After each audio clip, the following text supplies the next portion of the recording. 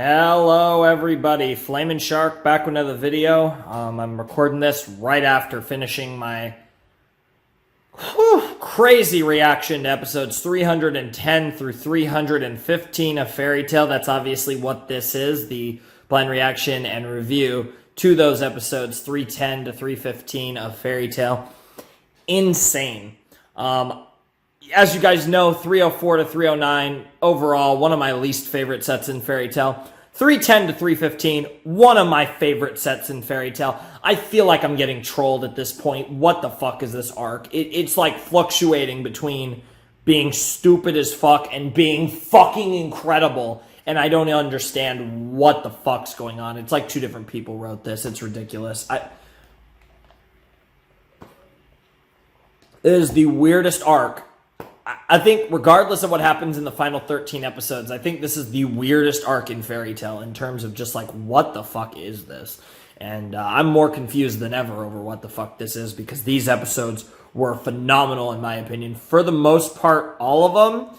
I mean, I actually thought 309 was fantastic, and since then, 309, since 309, holy shit. Because I've loved these episodes. Pretty much all of them, but some were better than others. So yeah, if you guys want to get in touch with me or support me or whatever, there's a Discord, there is my anime list, there's a Twitter, email account, all that stuff, and then the Patreon. There will be some content, I guess, like a poll. There's going to be monthly movie polls starting very soon, in February 1st, in fact. So for the month of February, for all 29 days of February, if you get in the Patreon, pledge any amount of money, you can participate in the poll and vote for one of 9 movies that will be on the poll this time around. We're going with 9.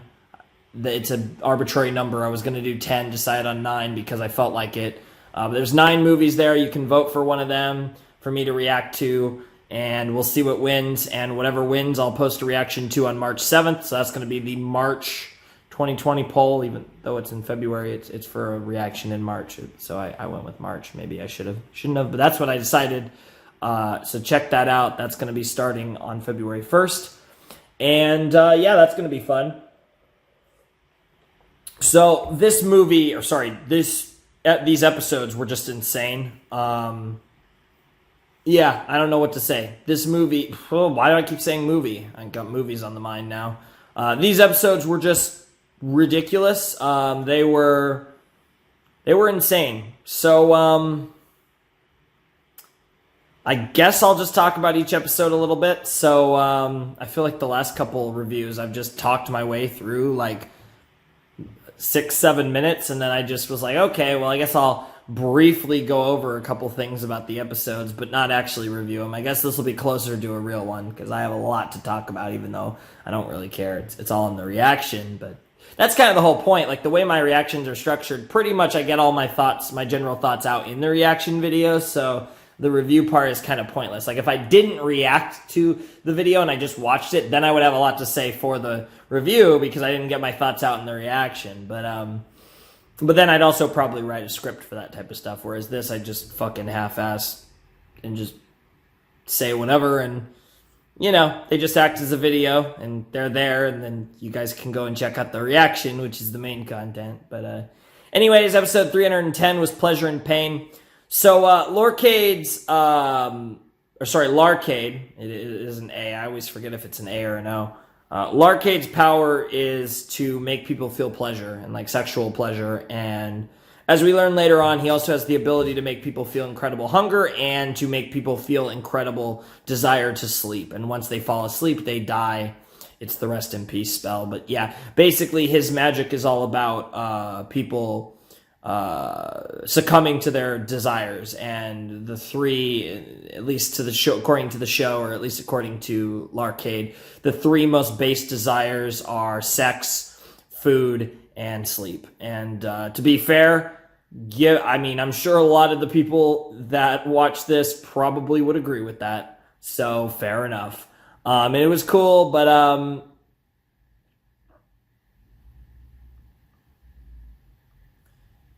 yeah, and then, yeah, he basically fucked up he was just fucking people up with his magic. And then meanwhile, August beat all of Crime Sorcier.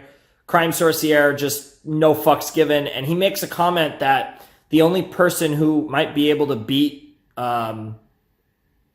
Larcade is Mavis, who is mommy. Are we not explaining why, how, what? Anyways, on to the next episode. And the reason why I say, are we explaining it, is because he got defeated. Larcade got fucked up. So it kind of feels like we're done with him. And in this set, we also dealt with Irene. So we've dealt with 2 of the 5 major threats of the arc in this set. The only ones remaining are, of course, August, and then the Xerath, and, of course, Acnologia. Those are the 3 left. We dealt with the random-ass secret weapon, and we dealt with the Queen of Dragons, because Irene is the Queen of Dragons. See, this is what I'm saying. Obviously, all of you who are watching this have probably either already watched my reaction or have, of course, seen the episodes already. Where I was last time and where I am this time in these 6 episodes, like, there's just so many things that if I had heard when I was at 309, it'd be like, what? Just a big fat what. So yeah, Natsu ends up going in his mind, and this is kind of an arc that's going on throughout pretty much this entire set of episodes, which is another reason why this is like a good collection of episodes to do in a single video. He's had this kind of arc of going through his mind, and he's going through a lot of his memories, and he has different people that are like projections in his mind helping him with it, like Xerath and the various Slayers, and eventually Igneal. And as he's going through all this stuff in his mind, Natsu decides, like, he has to make a decision because of his demon seed and his dragon seed that are both in him. The demon seed turning him into END, the dragon seed turning him into a dragon. He has to, I guess, because of like the turmoil in his heart and stuff, that's what's turning him into. I guess that's the explanation, because I actually said in the reaction, like, I don't get why he was able to just dispel them, but I guess it's one because he had a guide in Igneal, but also because he, I guess, doesn't have the turmoil necessarily that like Acnologia or Irene had or whatever. But anyways, he has to decide between his demon side becoming EMD or becoming, like a fire dragon. And he ends up deciding that he's human and dispels both the demon seed and the dragon seed. And now he's just fine. So that happened. I wasn't the biggest fan of that. I love the build to it. I'm not the biggest fan of how it happened in the end. But generally speaking, most of it was great. We also just had all this Irene and Urza shit, and Wendy was there as well, and it was just incredible. Like, Irene really kind of played out her character arc. We learned all of the backstory behind Irene and how she got to the point where she is. We learned that she is the original Dragon Slayer. She is basically the mother of Dragon Slayers. We learned that she, like Acnologia, became a dragon because of her sauce. And we also learned that, Xerath is the reason that she was able to gain the appearance of a human, even though she's really like a Dragon Slayer dragon, like Acnologia, which is really sick. And then you have,